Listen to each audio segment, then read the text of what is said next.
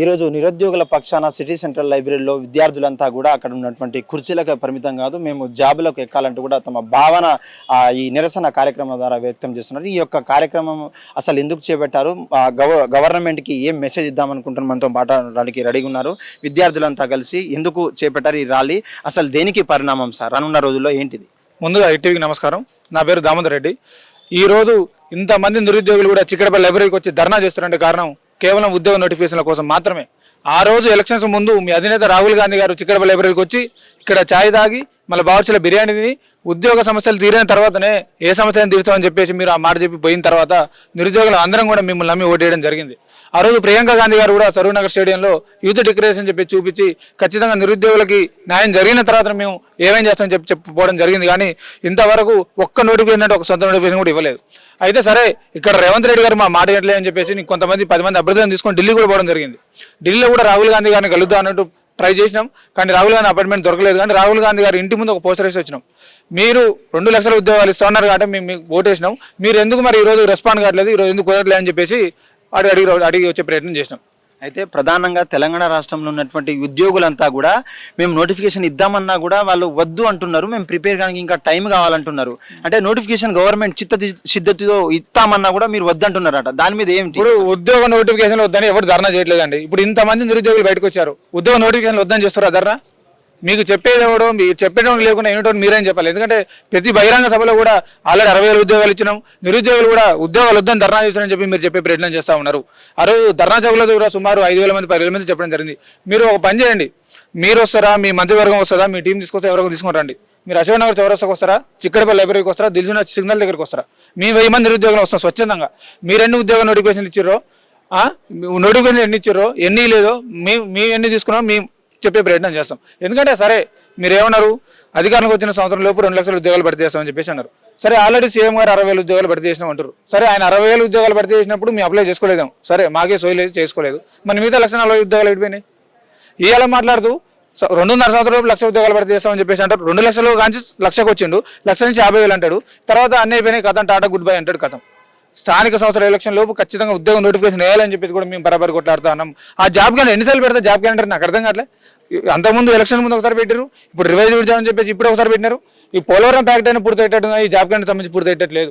కాబట్టి ఖచ్చితంగా నిరుద్యోగ సమస్యల వరకు ఖచ్చితంగా పోరాడతాం. నిరుద్యోగ సమస్యలు తీరేంత వరకు కూడా మా పోరాటం ఆగదని చెప్పేసి మేము డిమాండ్ చేస్తూ ఉంటాం. ఖచ్చితంగా మీ మోడల్ వంచైనా సరే ఖచ్చితంగా జాబ్ నోటిఫికేషన్ విడుదల చేయాలి. ఎందుకు చేయరు? ఎందుకంటే ఆ రోజు మీ కాంగ్రెస్ పార్టీ గెలవడానికి మీ అందరం ఊరు వాడదిరిగి మా అవ్వ కాళ్ళు పట్టుకుని ఓట్లు వేయించినాం మీకోసం. ఈ రోజు మీరు అధికారంలోకి వచ్చిన తర్వాత నిరుద్యోగులు ఎక్స్ప్రెస్ అంటే మేము ఏం చెప్పాలి? బిడ్డ చెప్తున్నాం, రేవంత్ రెడ్డి గారైనా సరే, మీ మంత్రి మండలి అయినా సరే, అసలు ఫస్ట్ వీళ్ళకి సఖ్యత లేదండి. ఎందుకంటే ఒకలేమో మార్చి లోపు 1,00,000 ఉద్యోగాలు భర్తీ చేస్తామని చెప్పేసి అంటారు, ఇంకొకలేమో 30,000 ఉద్యోగాలు అంటారు, ఇంకొకలేమో 22,000 ఉద్యోగాలు అంటారు, ఇంకొకలేమో 40,000 ఉద్యోగాలు అంటున్నారు. ఇలా ఏదైనా నమ్మాలి నిరుద్యోగులు? ఇప్పుడు మీకే ఒక సఖ్యత లేనప్పుడు నిరుద్యోగులకు మీరు ఏం ఇన్ఫర్మేషన్ ఇస్తారు? నిరుద్యోగులు ఎవరు మాట నమ్మాలి? ఏ నోటికని ప్రిపేర్ కావాలి? ఈ రోజు చిక్కడపల్లి లైబ్రరీలో నా ప్రతి నిరుద్యోగ అభ్యర్థిని చూస్తుంటే ఎంత బాధ అనిపిస్తూ ఉందంటే, ఇక్కడ ఎవరిని కదిలించినా కన్నీలే. ఎందుకంటే సుమారు 10 సంవత్సరాల నుంచి కూడా నోటిఫికేషన్ కోసం ఎదురు చూస్తా చదువుతూనే ఉన్నారు. 5 రూపాయల భోజనం తింటూ ఇబ్బంది పడుతూ, ఇంటి దగ్గర ఆర్థిక పరిస్థితి బాగాలేకున్నా కానీ ఇక్కడికి వచ్చి ఏదో పార్ట్ టైం జాబ్ చేసుకుంటూ చాలా మంది నిరుద్యోగులు ఇబ్బంది పడతా ఉన్నారు, చదువుతూ ఉన్నారు. కాబట్టి తక్షణమే ఉద్యోగ నోటిఫికేషన్ విడుదల చేయాలి. లేదంటే మాత్రం తెలంగాణ వ్యాప్తంగా భారీ ఎత్తున మరొక ఉద్యమం చేయడానికి సిద్ధంగా ఉన్నాం. ఆల్రెడీ జిల్లాలో కూడా సెంట్రల్ లైబ్రరీలో కూడా జిల్లాల నుంచి కూడా చాలా మంది నిరుద్యోగులు పెద్ద ఎత్తున ఉద్యమాలు చేస్తున్నారు. అందరినీ కలుపుకొని కూడా మరొకసారి అవసరం అయితే సకల జన సమ్మెలుగా తెలంగాణ ఉద్యమం ఏ విధంగా అయితే చేసినామో అదే విధంగా ఉద్యోగ నోటిఫికేషన్ కోసం కూడా వారానికి ఒక ప్రోగ్రాం చేస్తాం. అవసరం అయితే వంట వార్పు కానీ, సకల సమ్మె కానీ, నిరాహార దీక్ష కానీ, మళ్ళీ చెప్తున్నా, అవసరం అయితే జిల్లాలోని హైదరాబాద్లో అందరినీ కలుపుకొని కూడా సుమారు ఒక 5,000 మంది అమర నిరాహార దీక్ష కూర్చుంటాం.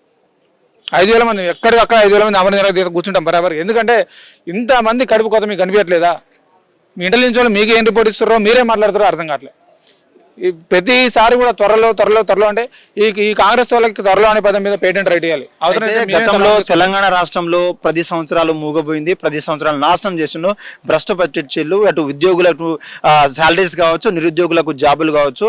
మేము వచ్చిన వెంటనే టకీ అని నింపుతామంటూ అటు విద్యార్థులకు నిరుద్యోగులు భరోసా ఇచ్చినటువంటి కాంగ్రెస్ పార్టీ విద్యార్థుల పట్ల, నిరుద్యోగుల పట్ల చిత్తశుద్ధి ఉందంటారా?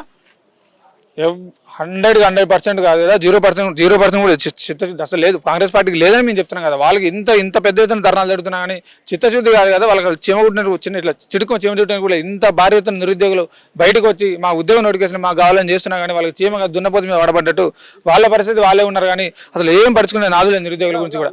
ఆనాడు నిరుద్యోగులకు ఆనాడు మైకులు దొరికితే సందొరకని మాట్లాడేటువంటి కోదండరామ్ సార్ గారు కానీ, ఆకునూరి బర్లు కానీ, ఆకునూరి మురళి గారు కానీ, బల్మూరి వెంకట్ కానీ ఈరోజు మీకు పదవులు రాని పెదవులు మూసుకున్నారు.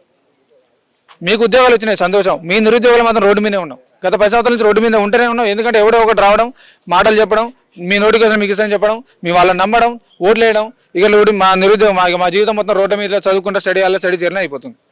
ఇంకా మాకు ఉద్యోగాలు చేసేది ఎక్కడ. కాబట్టి బల్మూరి వెంకట్ కానీ, కోదండరామ్ సార్ కానీ మీరు ఖచ్చితంగా బయటకు వచ్చి మాట్లాడాలి. ఆ రోజు మీరు మేధావులు వాటి బయటకు వచ్చి మాట్లాడారు కాబట్టి మిమ్మల్ని కూడా చాలా మంది నిరుద్యోగులు నమ్మిరు. కాబట్టి ఈరోజు మీరు బయటకు వచ్చి మాట్లాడాల్సిన అవసరం ఉన్నది. ఎందుకంటే మీరు నిరుద్యోగుల తరపు ఉన్నారు కాబట్టి మీరు ఖచ్చితంగా మాట్లాడాలి.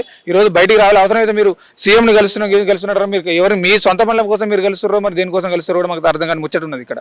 కాబట్టి తక్షణమే జీపీఓ నోటిఫికేషన్ విడుదల చేసినా సరే నిరుద్యోగులు అందరూ కూడా సిద్ధంగా ఉన్నారు. ఎందుకంటే జీపీఓ నోటిఫికేషన్ కానీ, ఎస్ఐ కానిస్టేబుల్ నోటిఫికేషన్ కానీ, గ్రూప్స్ నోటిఫికేషన్ కానీ, డిఎస్సీ నోటిఫికేషన్ కానీ, ఇవన్నీ మీరు ఇచ్చిన జాబ్ క్యాలెండర్ ప్రకారం కొన్ని డేట్లు కూడా అయిపోయినాయి ఆల్రెడీ.